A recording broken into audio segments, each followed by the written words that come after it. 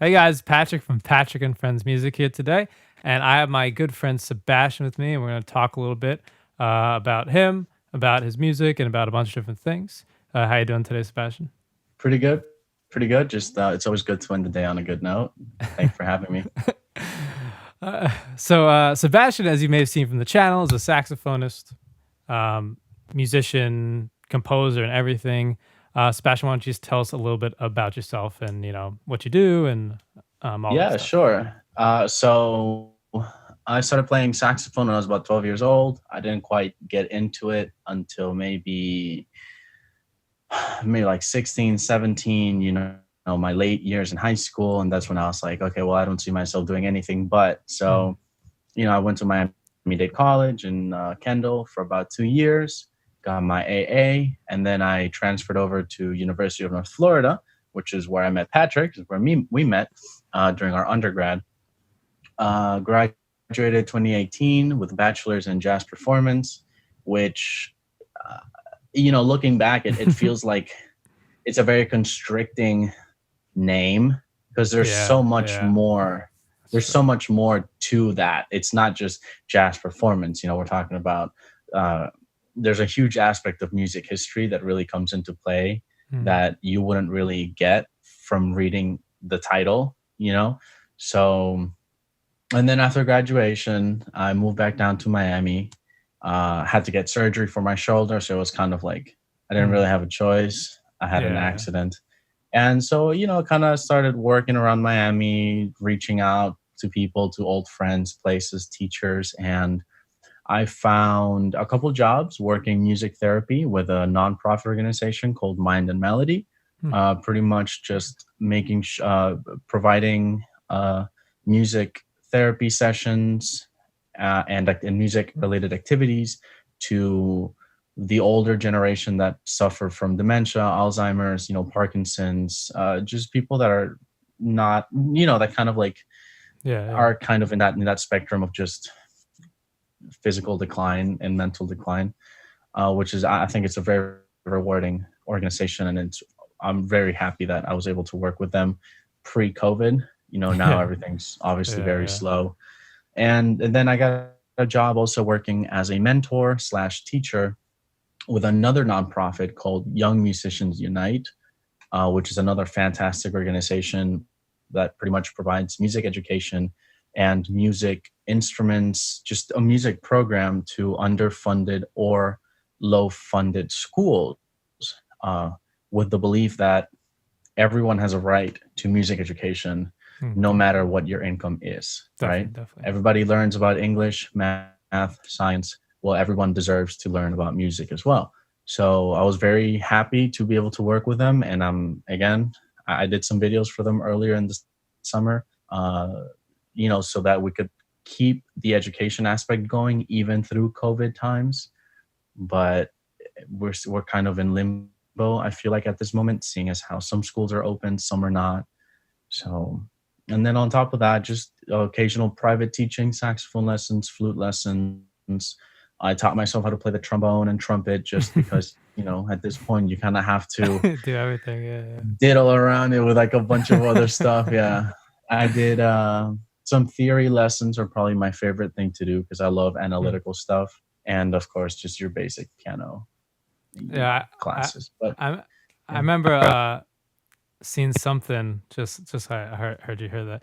Heard you say that something you posted on some social media that caused people to like just argue with you nonstop. Something about music theory. I don't even remember what it was. I thought it was Oh funny. yeah, yeah, yeah. So I said something along the lines of 12/8 should not be read as four groups of triplets, of like three triplets, Yeah, but rather it should be 12/12 because there's 12 eighth note triplets in a 4/4 measure. So it was this huge discussion, yeah. I and we saw pretty that. much it was a good discussion. I have the Yeah. video. I did record that Zoom meeting, and I was gonna share it. I just kind of forgot to. There Hopefully, you I go. can get around to it. Yeah, yeah, definitely. Yeah. But the consensus was essentially, if you're gonna use the 12 on the bottom number Hmm. of the time signature, it would be awesome if you had like 5/12, something Yeah. that you won't be able to fit in a regular 4/4 measure. So it'll Yeah, be yeah, like yeah. 4/4, and then, oh, 5/12s, you get those full valued triplets, those five triplets, and then you go back to your regular 4/4. So it's essentially kind of like that, like 7/12 or Yeah, yeah. 2/12 if you really need it. So that was kind of what we came uh but it was good. Yeah. So yeah, so I kind of actually honestly want to break down a lot of stuff you even came in introduced yourself with. So I actually had this discussion with somebody else, but you kind of talked about the music degree you got, and how the name sounds constricting, and someone might be like why would you ever even go to school for that? You know what I mean? It doesn't even Right, sound right, like a right, real right, right. degree. Um, so I like to talk about like how you got started, how you kind of got your connections, if that makes sense, to like Sure. get yourself, not saying that you are a Grammy award winning artist yet, but you're still a working musician. Fingers Yeah, crossed. still a working musician. So and people don't realize how hard just saying that is. You know what I mean? So do you believe that like Yeah. college kind of helped you get any connections, or do you believe that it was just one part of it, or do you believe that what didn't really even translate into that? I I think that if we look at like back in the day, how maybe our teachers were brought up and how our teachers teachers and like what the performers that we now consider to be the masters Yeah. went about their career was they had mentors, right? Mm. They had the ability to hang out with other people that were changing the game, that were performing daily. They would go to jam sessions. They were extremely exposed, and there wasn't a huge emphasis on monetary compensation. You Yeah. could hang out with groups and like of friends. You can hang out with, again, your teachers, your masters, your mentors, and it wasn't a thing of like, hey, pay me for my time. Yeah. So it was a little easier back then. Now I think it's kind of rare to find that type of mentorship. Yeah, And definitely. I think going to school, you are paying for that mentorship from your private teacher, from Yeah. your, theory teachers, from the whole, not staff, I guess, from the Yeah, yeah, like the all the program. teachers that you're pretty Yeah. much getting. Exactly, the faculty. There you go, the Yeah, faculty. faculty. That's right. And you can do that, and unless you're lucky enough to have a mentor that's going to kind of walk you through what it's like to perform, give you lessons, take you out under their wing, take you to performances, help you book performances, like essentially help you build your own career. School is not necessarily necessary. Yeah, definitely. Um, it is kind of, if you want to be in the teaching field, if you want to teach, Yeah, yeah, of course. you having a degree is necessary. Like that, I don't think there's a way around that. Yeah, probably Um, not. and I would like to teach collegiately at Mm, a higher level. So I'm working to get my master's. I'm really looking to it, and if awesome. possible, maybe a DMA. Oh, Um, so this is, yeah, these are kind of my long term goals, but that's cool. I don't want to give up performing. Performing is just Definitely. something that helps get through teaching. you Yeah. know, I it's get like, that. man, I but get that. yeah, going to school I think was very rewarding. Obviously, I was able to meet very awesome people, keep in touch with Yeah, my teachers, yeah. and I wouldn't, I don't regret it at all.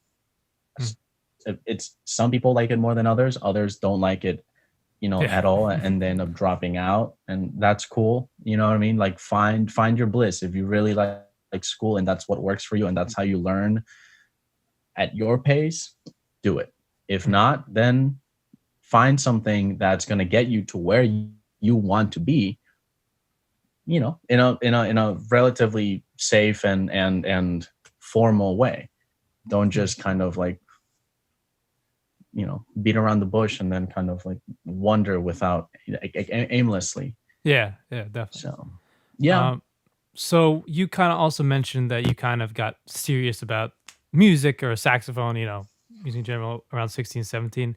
Is there anyone is there anything that caused that to happen? Was it a mentor? Was it just something that you just found fell in love with, or is it just kind of a general sort of thing? Yeah, I was taking private lessons. I started taking private lessons sophomore year. So I was like, what, like 15, 16. Yeah, yeah. And, listening to my teacher, Ed Mena. He was kind of like my mentor. He was my mentor. Even though we didn't really have that, Yeah.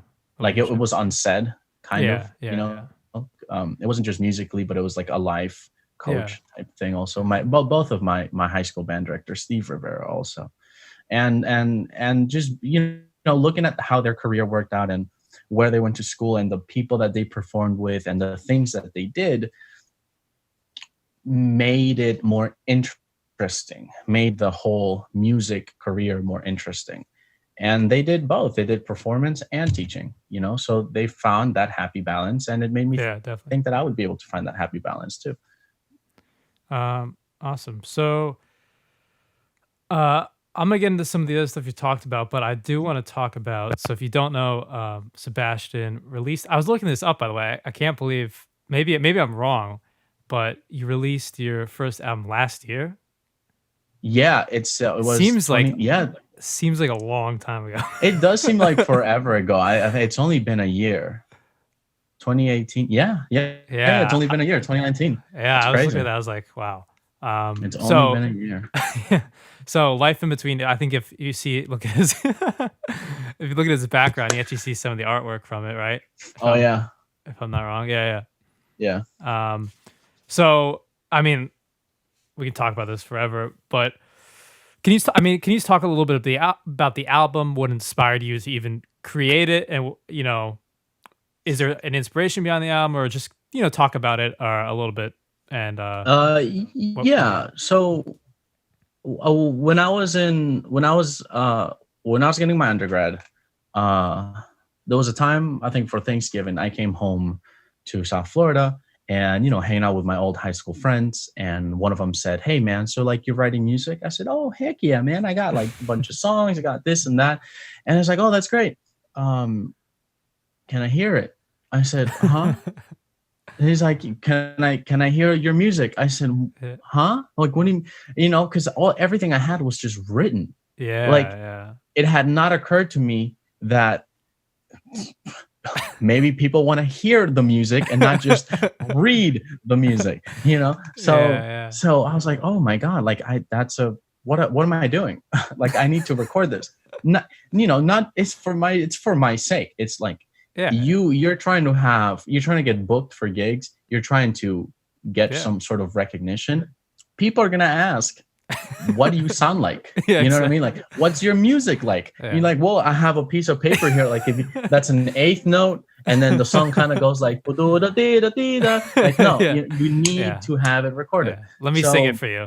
yeah, exactly, right? Yeah. And then just use your imagination. The bass goes, like, so then I recorded a couple of things in my undergrad, and then that led me to record my senior recital. Mm, Some do, some don't make the video and the whole thing, and I was like, you know what? I have these songs. They are not necessarily professionally recorded because yeah, it's like a college recording, yeah, so yeah, it's not like professional. yeah, So I got in touch with the studio and I ran these ideas by a couple of people, and I kind of got the support, and they agreed. Yeah, it sounds like a good idea. I think it's a good time to do so, especially because I'm in a very concentrated area, and it would be like mhm. a good idea to have something that I can just present to people Yeah, definitely.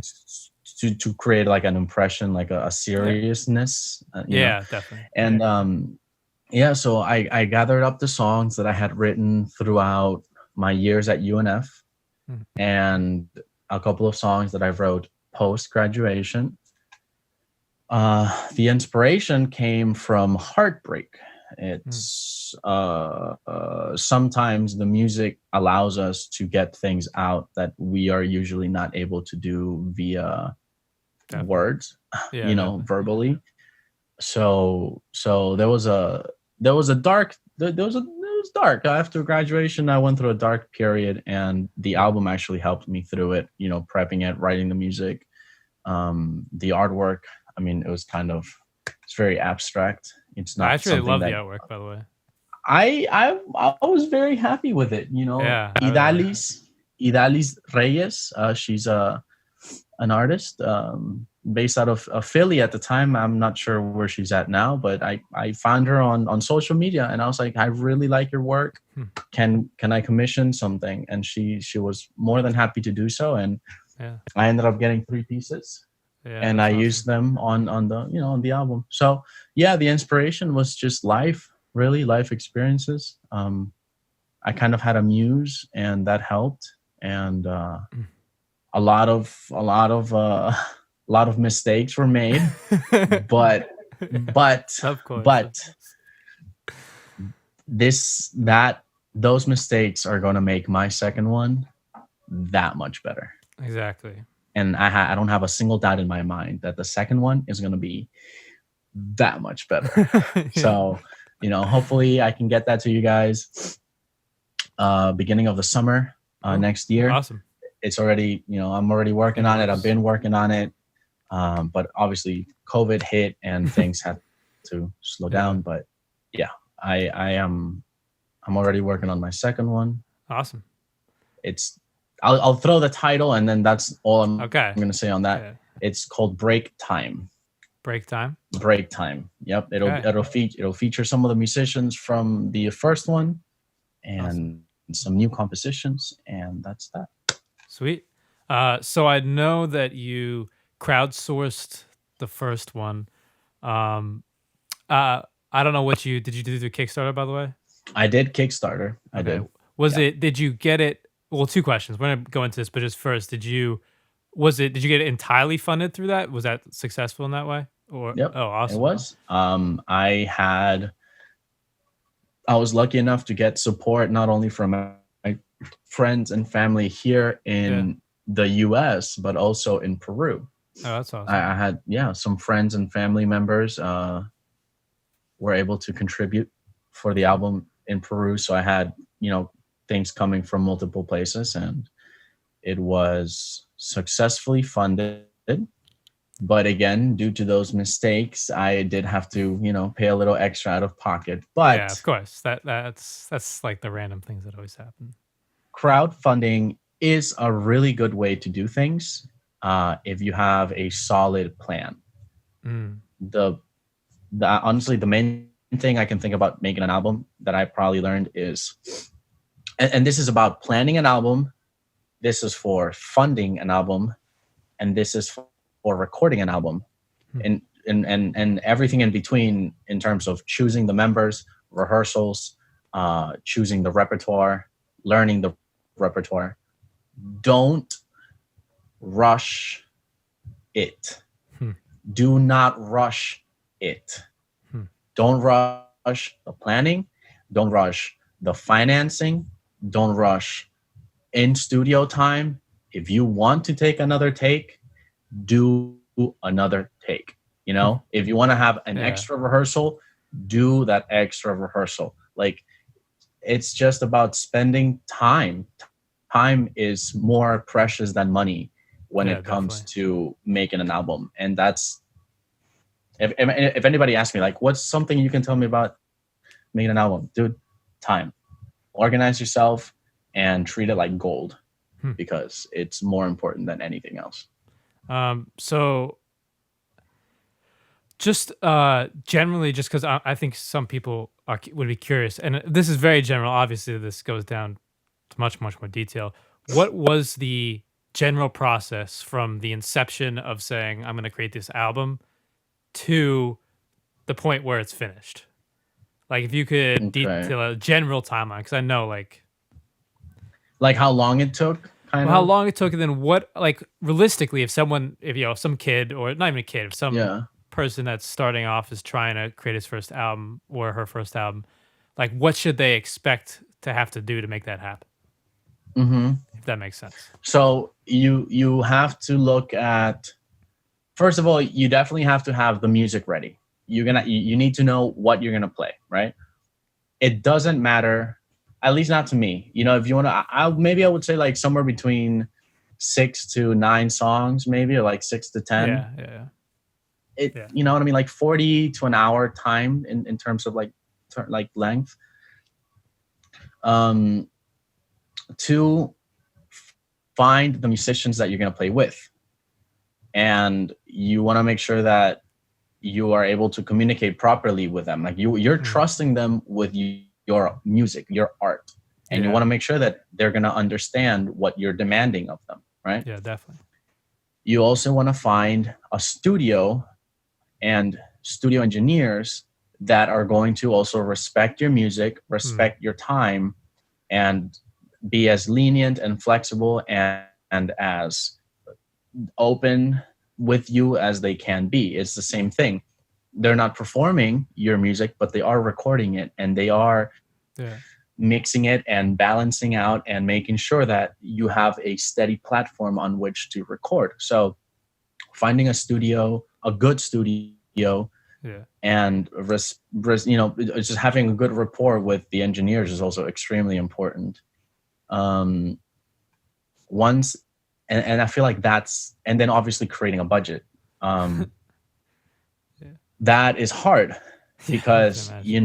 your friends. You want to record with friends. Are you going to pay them that friend price, or are you Yeah, going to pay them that professional price? yeah, yeah, Or somewhere in between.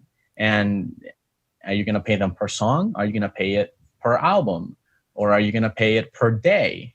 You yeah, know, yeah, um, and then the same thing with the studio. Are you gonna book the studio for days at a time? Are you gonna book it per hour? So these are things that you have to take into consideration. Um, Rehearsals, making sure that the music is as legible, is as understandable. Like you don't want to have any questions. You know what I mean? And if there are questions, get them out of the way in the rehearsals, yeah. not Not in yeah, not the the studio. studio. Yeah, Yeah, like studio time is perform. Yeah, yeah, and it's money, yeah, but more than money, it's time. yeah, Because if somebody says, "Hey, we start at 10 a.m. yeah, and we're gonna be finished at, I don't know, like 10 p.m. or like 8 p.m." Some people will literally cut you off at 8 p.m. yes, yes, definitely. So you have to, that's Yeah, where finding a good engineer that's going to respect your time and is going to be understanding of the process comes in handy, and mm, it brings a sense of relief. So after you have a studio found, a budget for the musicians, the music, the rehearsals, and the musicians already, yeah, you have to think about a timeline for recording. How long is the recording going to take? mhm, How long is the mixing going to take? Because mixing, some studios offer the mixing already included in the price. For yeah, some is extra. And then are you going to master your track? yeah, Is the mixing good enough to release as is, or do you want to remaster and just touch everything up? yeah, That's another added cost. yep, And then something I learned that I didn't do is you got to think about reviews. mm, Send it to maybe radio stations, send it to columnists, to people that yeah. literally review music for a living, and pre-release. Yeah, This is before you tell the public, "Hey, here's my album." It's like, "Hey, here's my album. Look what this person said about my album. Look yeah, what they said about my album." So it creates an incentive for people to like, "Oh, okay, well, I'm gonna go check it out now." So you gotta give yourself some time to send out the CD or send out the music to get reviews. How many reviews do you want? And then you got to talk about, not sponsorship. What's the promotion, word? I'm sorry. promotion. Right, promotional stuff. So are you gonna start dropping hints like 2 months in advance? Are you gonna start dropping hints like a month before? Mhm. You know what I mean? So, and then that's also money sometimes. So Yeah, definitely. there's a lot of things that come into play, especially if you don't have a manager, if you don't have a Mm, producer, you don't yeah, have anyone that's going to do this for you. You kind of have to really yeah, be on your toes. and And it was a very lot of stressful, man. yeah, I It was can very imagine. stressful. A lot Yeah. of first albums, people don't have producers, like kind of like you alluded to. They don't have Yeah. managers. It's very rare that you would have that. going in already. Yeah. Yeah. So I know you've probably, I mean, like you've probably recorded before that experience, right? Like, even if it's not in a professional studio, but at some capacity. But being a band leader and being in the studio, what were some challenges and surprises that you faced um, for this album in that studio? Oh, that's the other thing. Instrumentation. You want to make sure that the Mm. studio you're going to has the instruments that you need, whether it's an Mm. organ, a little hammy, whether Yeah, yeah, it's an ISO booth, whether it yeah, has plexiglass, whether it has um, roads, yeah, yeah, whatever it is that you're yeah, looking for that you might need, make sure that the studio has access to it or they have it in store, like yeah, in and place. So yeah, one of the issues that we had was uh not enough rehearsals, mm, not enough rehearsals. So a lot of studio time was spent reviewing the music mm, instead of recording the music. uh Another thing was, just because you're a sound engineer, it doesn't mean that you know how to record every type of instrument yeah, that's or true. every type of music genre. Yeah, that's a big So there thing. are some people, yeah, there are some people that specialize in jazz recording, like jazz quartet or like jazz trio, and it matters where you It place the does. microphone. It matters the distance between the band members. Like one of the things we had is the piano was open, Mm, and it was yeah. covered and the mics were inside. However, I was facing the piano and there was a wall on the right side of the piano. Okay. Yeah. So if you listen to the piano mic solo, you heard my sound bouncing off of the wall Yeah. into the Yeah. piano. Because it was essentially like a ramp. So like I'm Yeah. here playing this way, the wall is here, and the piano's open.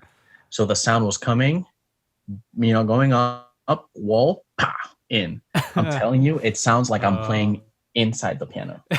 So yeah, it was bad, man. It was a lot of work to Oh. fix that and Yeah. to re-record some parts and Yeah. overdubs and Yeah, that's I know it causes phasing issues yes, and yeah, all. Yeah, I know that could be a. Yeah, it's just the things. I think this is not just with recording, but recording is one. And like you kind of mentioned, you don't realize all the small things until you get in there and do it, right? Like yeah, you really can't predict some of the stuff that's going to happen until you go do it. And that's why I do encourage. Like I love how you got out there and crowdsourced it and put everything together because for a lot of people, the biggest challenge is doing it. yeah. A lot of people just will come up with excuse until they never do something. Mhm. But like you kind of said, your second album is going to be that much better, that much smoother of a process because you've made the mistakes. Obviously, you're probably gonna make more mistakes, but you've made the initial ones, Yeah, yeah, yeah, yeah, yeah, right? definitely. Um, I found a new studio. I found different sound engineers that I work Yeah. a lot better with, and it was the communication was just Mm. much more honest and better and a lot smoother in general. Um, well, there was one thing I was gonna say, but I totally forgot what it was. Oh, oh, oh, oh. Um, well, one of my personal endeavors is that I want to, as I've previously mentioned, I do teach. I enjoy teaching, Yeah. but there are a lot of aspects to being a working musician, whether it's professional or not, just working. You're doing studio sessions or you're doing, gigging or you're doing little small tours with bands, local bands, whatever it may be. There are a lot of things and details, as we've said, that kind of are hidden and unknown of Yeah.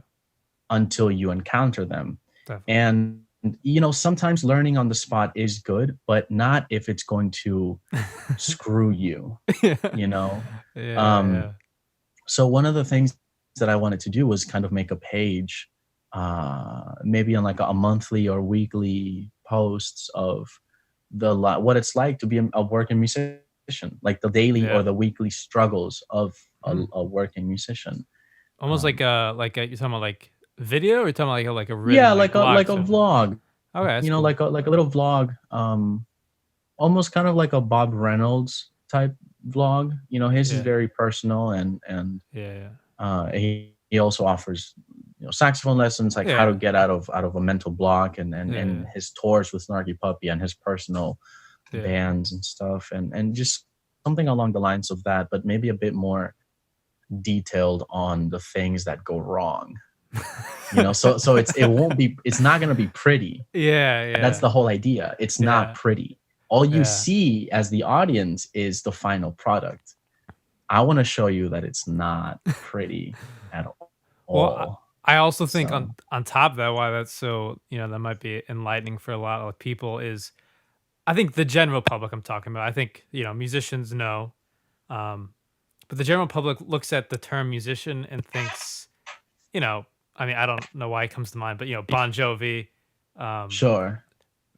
Van Halen, shout out, Uh R.I.P. to him, by the yeah. way, very sad. Yeah, he just passed. Yeah. I mean, I'm just naming random people: Ariana Grande, Stevie Wonder. You get the idea. They think of that, but in reality, the majority of musicians are not in that famous sphere. Um, but there's No. still a lot of working musicians that aren't on Mhm. the necessarily on the hits, power I can Breakfast Club I radio. I can I can think of so many people that have contributed to big names like these, Yes. Yeah. that are behind the scenes Hmm. making this music happen the way it Exactly. does, but all you see is just the big name Hmm. up front, you know. And I mean, come on, like, okay, let me put it into perspective. Ariana Grande, for like, let's say, because Yeah. that's the one I remember the most. um you know, she's got obviously like a huge following, and she's got a lot of great music, and she does her thing. But then the musicians that play with her are so versatile Mm. that they've played with hundreds of other artists Yeah. in that same setting, or even in their own professional setting. And to some people might say that her backup musicians, or the people in the background, Yeah. are more talented than, you know, Yeah. the main artist. um I might be one of those people that say, hey, you know, these musicians that are playing piano, playing bass, playing drums are just killing the game at a different level. You know, they might not Yeah. be popularly known, they might not be like filthy rich, Yeah. but dude, their resume looks better than probably any of these Yeah. other ones, Um, honestly. Like, yeah, I mean, it is. I have a small rebuttal to that. I mean, I agree with you to definitely too. Obviously, to say next, yeah. if you're a musician, you agree to that to some degree. To be honest, um, there is a talent though that they have. Like Stevie Wonder's a little different. I'm putting him in a different Oh, category. oh yeah, no, Yeah, he's, yeah, he's a different category. yeah, he's Um, definitely, yeah, but like someone like Ariana Grande, Bieber, all of yeah. them, they do have a separate talent that not has to do with music. Obviously, they have to have some sort of sound to them. Hmm. Um, but they do have another level of marketing, persona, Yeah. not necessarily songwriting. Some write for themselves, but honestly, So yeah, not a yeah, yeah. lot. Hmm. Um, but an ability to just have a sound and a persona that people like. And that's honestly the one thing I see jazz musicians struggle with is the marketing end. I know a lot of jazz musicians want to be like, oh, marketing, like we don't need to market. I think But you there's a need to sense of now. selling out, right? Yeah. I feel like there's a sense of selling out once you Yeah. become popular. Yeah. It feels like you've kind of diverted from your original. Yeah. I can see that. No, I mean, I definitely agree with you. Like, Yeah. it's a whole performance and That's entertaining the word I'm looking aspect for. that Yeah. we don't really have, you Yeah. know. I think with their skill is like as that those backing musicians, their talent is music. Like they are Yeah, the highest level of talent of right, musicians and musicality. I think and Ariana Grande is the highest level of entertainer, right. and it's a little different sphere. Obviously, they relate to each other. I Um, mean, can you? I just imagine going to like a, I don't know, Joshua Redman concert, right? With yeah, it's Joshua Redman with the Bad Plus, you yeah. know, and I've seen the Bad Plus. and it's like light shows, and you have like fireworks, and then you have Joshua Redman being like brought down with like you know what I mean, like a harness, and he's just playing in the air, like doing these crazy things. Like, so you know what I mean, you wouldn't do that because we're there to listen and be orally stimulated, not visually stimulated. I get that, and I know I yeah, but I also think someone that toes the line a little bit and has become a little more popular because that is someone like Snarky Puppy. Okay, I Obviously, was they're thinking of Grace Kelly because I think yes, she's yes, great at both, yes, like yes, fantastic saxophone player, yeah. and she's also a really good dancer. But like someone like Snarky Puppy, obviously their music is definitely a little more. I'm gonna say I Mm, don't know the right word. Maybe like a little more in like the R&B pop, like has more of that influence than like Joshua sure, Redman. sure. Um, But I will Yeah, also say that they've done a good job marketing. I'm not saying the entertain. I'm not saying they're dancing or anything like that. But even like I no, no, but love, they do have the lights. They do have like the show. yeah, But if you take, I think if you take that away, if you just have them standing still without anything going on stage, I think their music is substantial enough to stand on its yes, own. yeah, So you know what I mean? Like they don't rely on the show to exactly, get them through it. Like they can bring it. They yeah, got the music and the show, and like it works. yeah. I think So they yeah. use, but that's what I think is so great is because they're not like a not to disrespect Ariana Grande because we're Well, we just keep slandering her coming right back now. to our words like slamming. But Oh if no. she had the Snarky Puppy talent, Music, perhaps, yeah. The delivery, like the yeah, just and the stuff that she's got she a great has. voice. I'm not saying she She's got a isn't, great doesn't have voice. that, but if she had that, if Yeah. she if she had Snarky Puppy as the backing band and her Oh, entertaining value, yeah. you know what I mean? It's unstoppable. Oh my god. Oh, I would go to that concert. Like, come on. Yeah, that I'd be actually front pretty. row. Hurry up. Hurry up. That actually pretty cool to see. To be honest, I'd actually be Yeah, down for that. yeah. I mean, she's got She could sing. she's got She could range. sing. Yeah, she can sing. A lot of people are saying she needs to do R&B. She's not. She doesn't have the pop voice. She needs to go R&B, and I agree with them. I'm like, she's got a great voice, but give me a slow jam, Ariana. Give me a slow jam. um. So Yeah. so, couple more things. I want to ask because you touched upon it. Hmm. You said that you do work for a nonprofit that helps Hmm. with students with less access to good music programs, um, or funded music programs, I should say.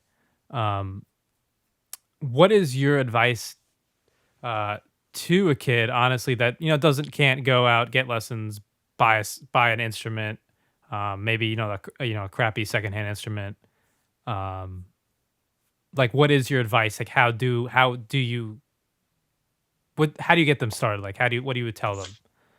I know it's hard, but Yeah, it's very hard. I mean, I dude, it's crazy because this past year, August of 2019, uh, up until March when things started shutting yeah, down, yeah, we had kids that had never picked up an instrument in their entire life, yeah, and then just 5 6 months were blowing my freaking mind. yeah, yeah. Okay, like, I mean, dude, I'm Kevin. His name's Kevin. Kevin. Okay, Okay, Kevin. Kevin is a saxophone player, and I haven't heard from him obviously because school's out. Gotcha. We don't Yeah. have any of like personal information, so we just have hope that everyone's okay. He started playing alto. And what I like to do sometimes to encourage my kids is I'll play for them so they can have an idea as to what the instrument can sound like. So it's not just squeaks and oh, but it's actually like, smooth notes and scales and Yeah. like, you know, and man, this kid picked up the saxophone and he was just running with it. He said, Mm. I'm gonna learn Havana, I'm gonna learn uh I mean, actually, I'm not in touch with pop music, so there was a bunch of stuff that I didn't Yeah, really yeah. know. But he learned them, he Yeah, yeah. learned it. I was like, dude, learn your scales. Done. And he was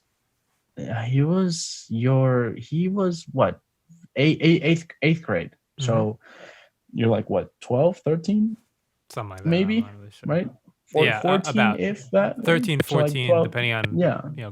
grades. So barely, he didn't speak English that well. He had just gotten here to Florida. He was Cuban. Um, Dude, like had this program not existed, we would have never known, Exactly, yeah. that he was such an amazing musician, that he was just amazing, dedicated. He picked things up so quickly, and he wasn't the only one. We have another kid, Jalen, who was switching instruments like it was like socks, man. Tuba, trombone, percussion, snare drum, bass drum, trumpet. Hello, like, dude, like that, like Mhm. that. No thing. When you want me to play? Okay, boom. When you want me to play? Okay, give me a couple minutes. Boom. Like, it was insane. So if you really think that you have a knack for it, or that you really want to try it, find a way. Mm. Ask the school. Go Yeah. talk to the principal. If you need to, go talk to the counselor. Ask your parents. Like, find a way. Some music stores, maybe sometimes they get rid of broken equipment. Yeah. Sometimes I guess it's like not repairable. See if you can work out some sort of deal with them. Yeah. um I just, man, it really saddens me that there's kids that don't get a chance to have music education, Definitely. when there's a big chance that they're the ones that are gonna change the Mm. future of music. Like, oh Yeah. my god, dude, I'm telling you, these kids were on fire, bro. I miss working with them so much, but they were on it. They were on it. Yeah, We I were mean, learning scales, music theory. I'm sorry, I'm just thinking about all the stuff that no, we yeah. did in such a short time, and they did it, man. They were Yeah. ahead of me when I was their age, Yeah. honestly. And I Uh, feel like every teacher says that, yeah, yeah. but it's true. It's true. It was Um, true. I mean, yeah, that's what I've always said. Access is the key, access for It is. people. I worked at a high school with zero music, like absolutely nothing, zero. Yeah. And some of those kids just needed something, and that's the reality is they just need someone or something to give them, uh, just give 'em an instrument, Just give 'em a find chance. a way Yeah. to, my thing is just find a way, reach out, see if someone will help you out. Don't get any shame from that. Just find a way No. to get Yeah. started. Uh, There's absolutely no shame in asking for help, for information, for whatever it is, and even consider magnet schools, yeah, because even if you think, oh well, I'm not good enough, I'm not gonna get an audition, uh, they haven't told you no. yeah, You know what I mean? You're yeah, telling exactly. yourself no Yeah, before exactly. they've told you. So Yeah, you're cutting yourself short. And I know maybe this might not register very well for young people, but yeah, of course. just think about it. Yeah, Don't tell yourself no. You know, yeah, definitely. you're cutting yourself short, and you're not giving yourself a chance. So apply, ask, and be obnoxious about it if you really need to. Yes, yes, yeah, Music. really. I want music. I want music. I want music. I want music. I want music. I want music. I want music. Like, just. Oh God, man, it's really upsetting that some people don't get to experience that. It's true. So And so, a little bit of levity, but I just like to ask people, as we close this out. what's on your Spotify playlist right now? What are you listening to? What's in your car? Um, Let me pull it up. I've always been a huge, not always, this is a lie. In reason the last 4 years maybe, I have had a huge uh a calling or like a attraction to yeah. Afro-Peruvian music, Hmm. as well as Haitian music and Hmm. just Caribbean, like Yeah. Yeah. Afro-Caribbean music in general. And again, that term Afro-Caribbean is so, Broad. Yeah. like what does it involve? Well, it involves compas, son, you know, oh my God, and my head is going blank. Boleros, you have danzons. It's just a lot of things, a Yeah. lot of It's things. it's a whole sphere of music. Dude, you can get a whole degree on a single Yes. genre from a Yeah. country. Like Yeah. it's salsa, merengue, compa. You have soca. Oh my God, so much, and it's such a rich music Yeah. that you know. But I was checking out the Sonny Rollins Quartet, Tenor Madness, which is I think Classic. probably Yeah. the Classic. classic album. The most popular song there was Tenor Madness, which is John Coltrane playing Mm. with Sonny, just trading. And I wanted to shed some of my blues forms, and I thought that was a good place to get started. Obviously, Susana Baca was an Afro-Peruvian singer and activist who I had the chance to perform with Mm. and hang out with. She's a fantastic person. Honestly, changed my views on many things, and she's one of the reasons why I'm so interested in the influence that the African diaspora had in music Hmm. in the Americas, man. Yeah. Like, and Yes. there's a lot of similarities between South America and North America and the Caribbean and Central America in terms of their music. And I feel like that's something worth exploring. Um, there's also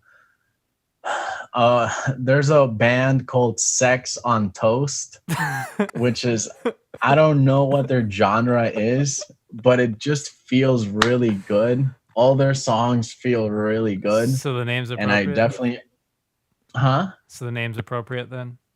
Yeah, the name is, can't do much about it, but it is a fantastic band. I I definitely gotta check love him it. out. I gotta check it out. It's Sex on Toast. I don't know if they're Canadian or where they're based from, but Sounds man, Canadian. it's That sounds Canadian. Busty. Busty and the Bass is also another great band I always check out. So a lot of the stuff I'm not just checking out, obviously, like Black American artists or like the jazz umbrella Yeah. music, um, but things related to there's some funk, Wolfpack. I love Wolfpack, Hmm. obviously. Oh yeah. Um, Gorillas, something that's always like feel good music, Hmm. I forgot and about Gorillas. I yeah, forgot about. they have a lot of Yeah, new about that. new music coming out. Really? Huh. Yeah, they have a couple new albums. I was actually just looking at it. It's called it's like Gorillas with Elton John and Black.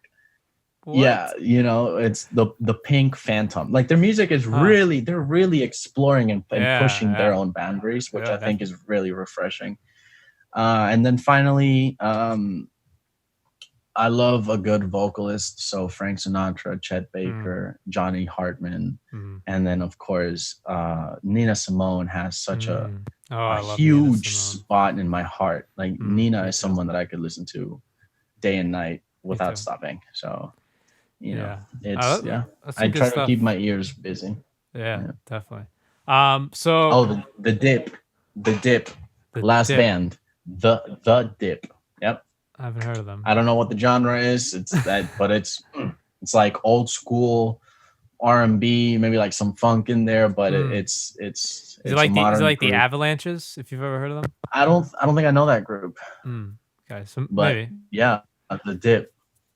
I gotta check. I got.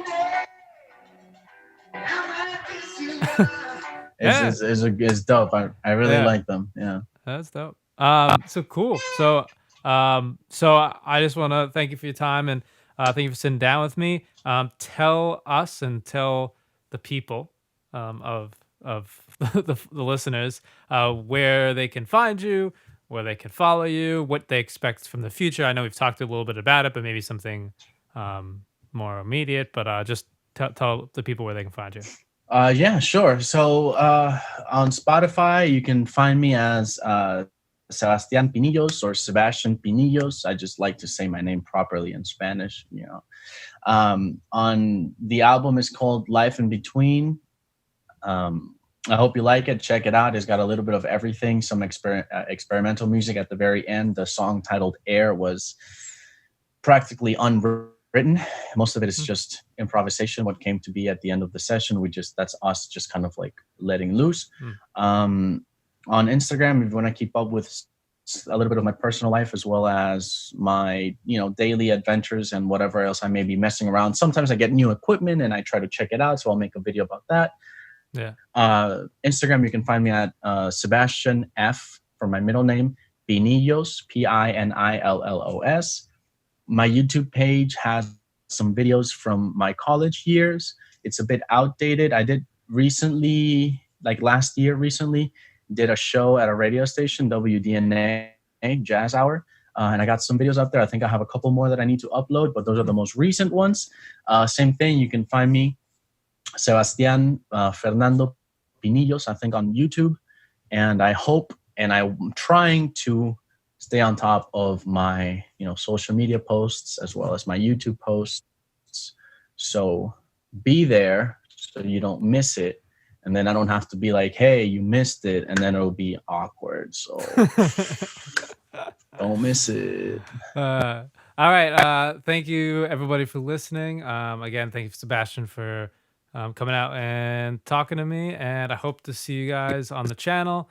And keep on rocking, everybody. Thanks, Pat. See you next time. No problem. See you, Sebastian. Have a good night.